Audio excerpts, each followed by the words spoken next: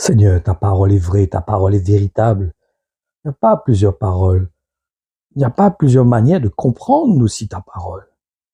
Pas une manière de la ranger ou de la modeler ou de la façonner, de l'améliorer ou d'y rajouter quelque chose ou de soustraire quelque chose ou de sélectionner ce qui nous paraît bon dans ta parole, qui est en accord avec ce que nous pensons.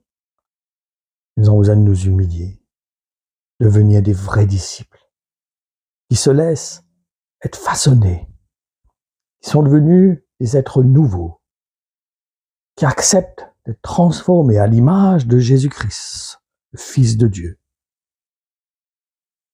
Et ça serait bon que nous puissions comprendre que c'est normal qu'il y ait des divisions dans l'Église. Et pour cela, nous allons lire ce que l'apôtre Paul a dit dans 1 Corinthiens 11, à partir du verset 19, où il nous dit « Il faut qu'il y ait des divisions parmi vous. Ainsi, on peut voir clairement ceux qui, parmi vous, sont vraiment fidèles. Donc, quand vous vous réunissez tous ensemble, ce n'est pas le repas du Seigneur que vous prenez.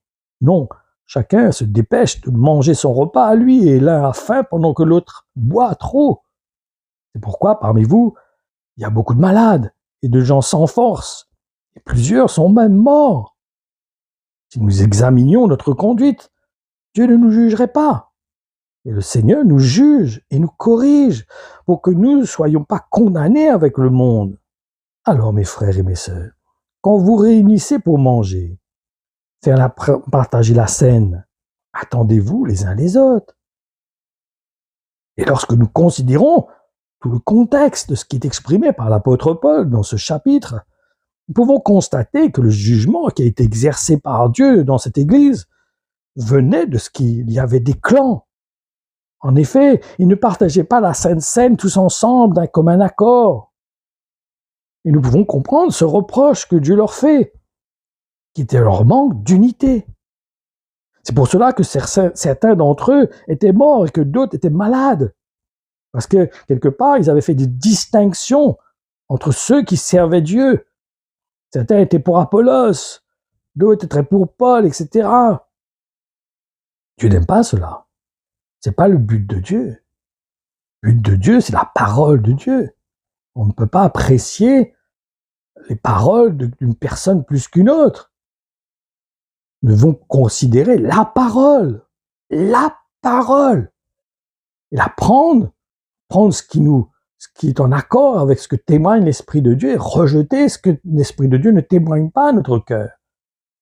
Pas dans nos émotions, pas dans nos sentiments, pas dans ce qui est en accord avec notre pensée, mais nous nous unissons avec la pensée de Dieu par le Saint-Esprit que Dieu a mis dans notre cœur.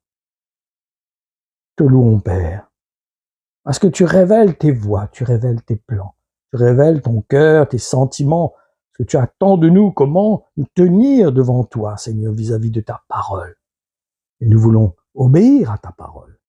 Nous voulons nous soumettre à ta parole. Nous voulons disposer nos cœurs à ta parole. Nous voulons de vrais disciples qui mangent ta chair, Jésus, qui boivent ton sang. Aide-nous pour cela. Nous avons besoin de ta grâce pour faire cela. De nous-mêmes, nous n'avons pas cette force, nous n'avons pas cette capacité en nous-mêmes. Pour pas puiser cela dans notre propre force. Et nous pouvons puiser cela dans l'esprit que tu as fait habiter dans notre cœur. Et nous voulons écouter la voix de l'esprit. Nous voulons considérer le témoignage de l'esprit dans notre cœur, Père. Cet esprit que tu as envoyé en tous ceux qui se sont identifiés à Jésus-Christ. Je te loue, Père, parce que tu as communiqué cela à tes enfants, aux petits, aux enfants, ceux qui sont petits, ceux qui réalisent qu'ils sont petits, ceux qui se réalisent qu'ils sont pécheurs, ceux qui réalisent qu'ils sont faibles et qu'ils veulent être comme des fils dans la maison, se tenir comme des fils dans la maison, accepter l'autorité de leur Père et de leur grand frère qui est Jésus-Christ. Nous te bénissons, Père, pour ton amour que tu as manifesté en Jésus-Christ. Combien tu es digne de recevoir toute la gloire, tout l'honneur, toute la puissance au siècle des siècles. Amen. Soyez bénis, frères et sœurs.